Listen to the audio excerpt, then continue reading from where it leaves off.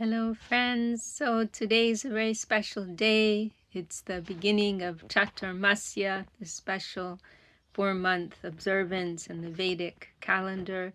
It's also the appearance of Srila Vedavyas, who gave us, along with the compiling the whole of the Vedic text, he also gave us the crown jewel of all of those, namely Srimad Bhagavatam, which is giving the message of Krishna Bhakti and divine love as the greatest treasure, Krishna Prema. It's also the disappearance day of Sanatana Goswami, who is known as our Sambandha Acharya, who has elaborated most on knowledge of what is what, right? Proper understanding of our true nature, the environment, and our relationship with the environment, with our Lord, and so on. Right, and in Chaitanya Charitamrita, there's that discussion where Mahaprabhu is instructing him, and Sanatana Goswami begins with these fundamental questions: Ke ami, right? Who am I? This is the first question. Srila Sridhar Maharaj points out that in this world, generally, we're very busy with the solution, right? We're very busy in trying so many solutions. We know there's a problem. However, he points out, as yet, no diagnosis has been made. And so in this crucial conversation that takes place, Sanatan Shiksha is known as, where Mahaprabhu is instructing Sanatan. Sanatan asks this first question: who am I? Why am I here? Why am I suffering? What's the real purpose of my life? Right? All of these key things. So this is the first question every semi-thoughtful person in this world should ask themselves, right? And then we can build our lives accordingly, right? And so then, of course, comes those responses from Mahaprabhu, Jiver Srupahoy, Krishna Nitya Das, and so on, right? The soul is constitutionally a lover of God, a servant of God, a loving servant of God. That is their DNA. That is their spiritual DNA. Nowadays, it's become very popular, right, to do this DNA testing, that you're 10% this, 20% that, and so on. But this is the real DNA examination, right? That we're all part and parcel of that original divine being, and we exist to love him and serve him, right? And Mahaprabhu's conception is Achincha Beda Bed, simultaneously one with and different, inconceivably, right? Like one spark of the fire, one ray of the sun. But we in the Vaishnava school, we prefer to emphasize the distinction, partly because that's more sensible, because the oneness is very, very minuscule. But also because it is the distinction that allows for a relationship of love, right? And we, the Srila Swami Maharaj Prabhupada, I heard one expression he made once, the impersonalists, those are the impersonalist line, they want to become one with God, but we want to have a loving relationship with God. We want to beat God, is what he said. Because we're told it is possible to have such a loving relationship with God that one can play with him and beat him and climb on his shoulders and so on, right? So for a loving relationship, distinction is necessary. And so primarily for that reason, we prefer to emphasize the difference, right? So anyhow, Sanatana Goswami, also famous as one of the 6 Goswamis of Vrindavan, these great saints, scholars who lived in Vrindavan in the time of Mahaprabhu, lived a life of extreme austerity and had the important task of putting Mahaprabhu's teachings into writing, right, for the benefit of future generations, for the sake of posterity. And so he's very, very important for us. And so many beautiful pastimes with Sanatana Goswami are told in Chaitanya Charitamrita. And today also, it is Guru Purnima, right? It is a day where we all make some extra effort to give honor to our Guru, remembrance to our Guru, and I I had the good fortune to live in India for many years, as some of you know. And I witnessed that it was a day that our Gurudev, Śrī Govinda Maharaj, he gave great importance to.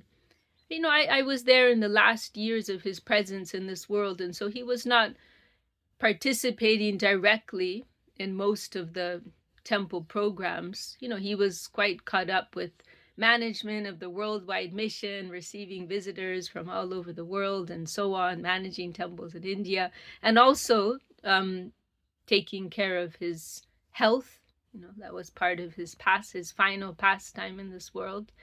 But then on very special occasions, he would come and personally participate in the temple programs. And it was just like half a dozen throughout the year when he would, of course, he would always receive us in his quarters, right? Daily, throughout the day, we would all be going and hearing from him, having his holy darshan.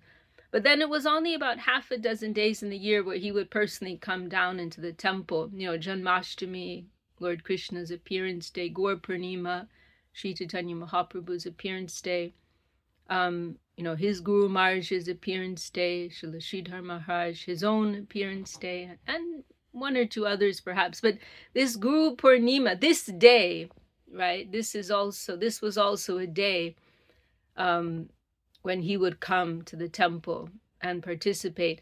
And, you know, I've just listed, you know, so many special things that are in connection, special occasions in connection with this day. But for our Gurudev, it was primarily this aspect of it, the Guru Purnima aspect, that it was an opportunity for him to glorify his Guru Maharaj. Actually, our Gurudev, Śrī Govinda Maharaj, you know, there's one statement of Srila Sridhar Maharaj, our Param Gurudev, where he said about Srila Bhakti Siddhanta Saraswati Thakur, he said, he showed us how much earnestness it is possible to have for one's guru, right? How much earnestness it's possible to have, right? Like what is the possible extent of such a thing? And so Saraswati Thakur, he was the acme of that. He embodied that to the fullest degree. But I also feel that about our Gurudev, Śrī Govinda Maharaj, that his dedication for his Guru Maharaj was something extraordinary. You know, it was very palpable in him, you know, that every thought, every word, every breath, it was not for his own sake, but it was for the sake of his Guru Maharaj. You know, that was something very, very clear. In every movement, there wasn't a single movement that he made without making it an offering to his Guru Maharaj, Sridhar Maharaj. And this was something he was living in every moment and remembering at every moment. I mean, the glories of his Guru Maharaj. And then whenever he had the opportunity, he was directly glorifying him and sharing his glories. He expressed at one time, you know, why have I opened so many temples around the world? Because my Guru Maharaj actually told me not to open so many temples. So why have I disobeyed him in a sense? And Śrī Govinda Maharaj said, only so that in each of those temples, the devotees, the visitors, they can have the opportunity to glorify Guru Maharaj and to hear his glories, to hear his message, and to spread his message, his teachings, his unique, profound realizations in Krishna consciousness. And that was one comment of our Gurudev. That was the only reason that he had opened temples around the world, for that purpose, for the glory of his Guru Maharaj. Also, we can remember he only started traveling because Srila Śrī Maharaj left the world in 1988, right? And then our Gurudev, you know, he started receiving so many invitations around the world from devotees praying for him to come and visit, as as like the next, to help them strengthen their link, their connection with this lineage, right? And our Gurudev, he was humbly declining and waiting. And then it was finally only on the occasion of the centenary year of Srila Sridhar Maharaj's appearance, which was 1992, so it was 4 years later, that our Gurudev started accepting these invitations. But he said, for this reason, in order to glorify my Guru Maharaj and in his honor, for his satisfaction, right, in the year of his centenary, the centenary of his appearance in this world, I'm starting my travels around the world for his honor, for his glory, right? And so anyhow, similarly on this day of Guru Purnima, it was like an excuse for our Gurudev to have the opportunity to glorify his Guru Maharaj. And particularly, I was in India, many years, but it may have only been on one occasion because I would go between Calcutta and Navadvip, and I think it may have only been on one occasion that I had the fortune to be in his association on this day. And I've told this story so many times, some of you will have heard me tell it, but what struck me, there was one moment that struck me so profoundly, I'll never forget to the day I die. So it's Guru Purnima, right? It's the day for us to honor our Guru. And our Gurudev, as I'm saying, right, he's thinking of his Guru Maharaj and how can I, and wanting to glorify him. But for all of us, those attending this occasion, naturally, we're thinking of Śrīla Govinda Maharaj and wanting to glorify him.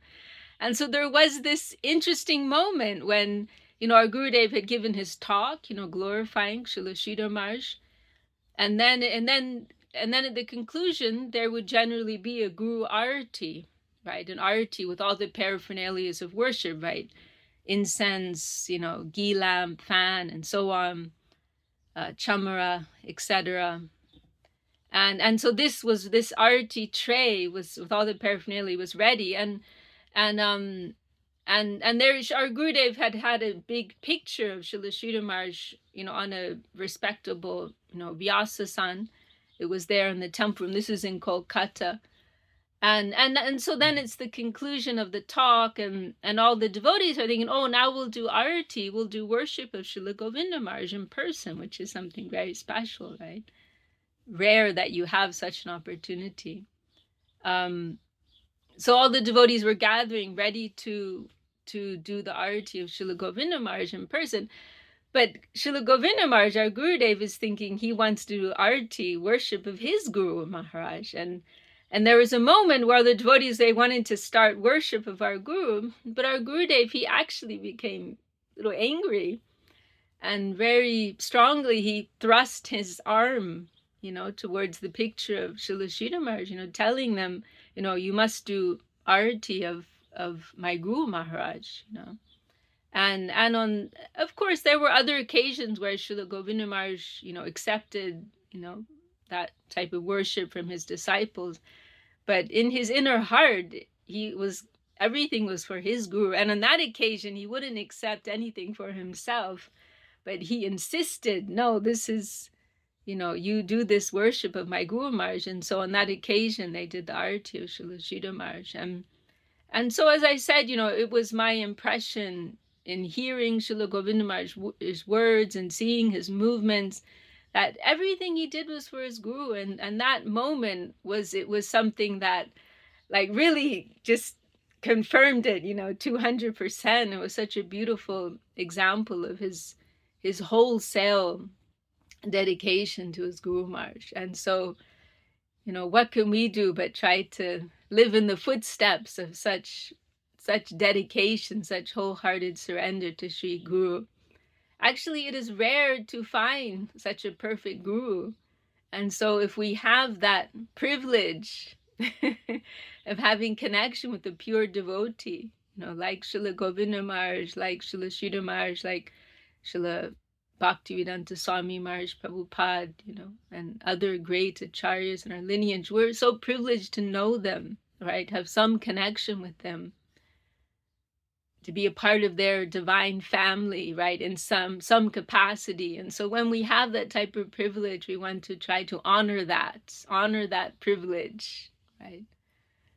That was something beautiful. My friend Isha Bandhu from Australia said recently, we're honoring the privilege, right? Our gurus have given us a privilege of knowing something about the message of Krishna consciousness. So if if we have that privilege, we want to honor that privilege by following their teachings, listening to their message, trying to honor that message and trying to share it with others, right? So on this holy day of Śrī Guru Purnima, Chaturmasya, appearance of Vyasadeva, disappearance of Sanatana Goswami, I'm blessed to be able to share something with all of your good selves around the world. Jai Shri Guru Deva.